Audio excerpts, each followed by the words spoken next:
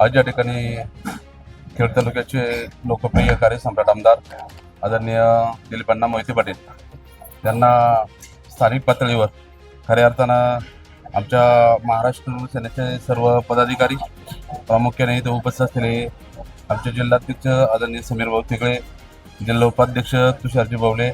त्याचप्रमाणे विद्यार्थी सेनेचे जिल्हा उपाध्यक्ष मंगेशराव सावंत, त्याचप्रमाणे आमच्या शहराचे राजगुरू शहराचे शहराध्यक्ष स्वपनराव डोंबरे, चाकण शहराचे शहराध्यक्ष महेशजी शिरोळे, आळंदी शहराचे शहराध्यक्ष अजयजी तापकीर, त्याचप्रमाणे तालुक्यातील सर्व तालुका उपाध्यक्ष,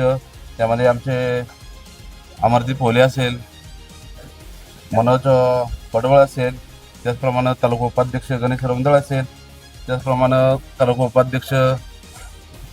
सदाशिव साबळे असेल, त्याचप्रमाणे तालुका उपाध्यक्ष सनी दौलकर असेल, त्याचप्रमाणे सर्वच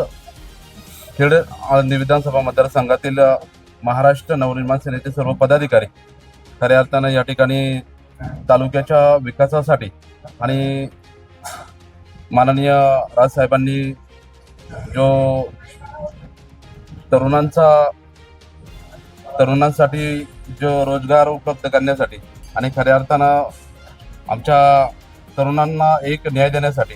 येणाऱ्या काळामध्ये आदरणीय दिलीपअण्णा मोहिते पाटील यांच्या माध्यमातून खेड आळंदी विधानसभा मतदारसंघामध्ये जे काही भविष्यामध्ये त्यांना मंत्रिपदाचं या ठिकाणी संधी मिळणार आहे आणि खऱ्या अर्थानं गेल्या 75 वर्षाच्या कालानंतर खऱ्या अर्थानं आदरणीय दिलीपअण्णा मोहिते पाटील यांना या ठिकाणी मंत्रिपदाची संधी भेटणार आहे आणि त्यामुळं आम्ही सर्वच तरुण सहकारी आणि महाराष्ट्र नवनिर्माण सेनेच्या सर्व पदाधिकाऱ्यांनी या ठिकाणी एक निश्चय केला की येणाऱ्या काळामध्ये खऱ्या अर्थानं जर आपल्या खेड आळंदी विधानसभेमध्ये निश्चितपणानं एक सुवर्ण संधी मिळत असेल तर त्या सुवर्ण संधीला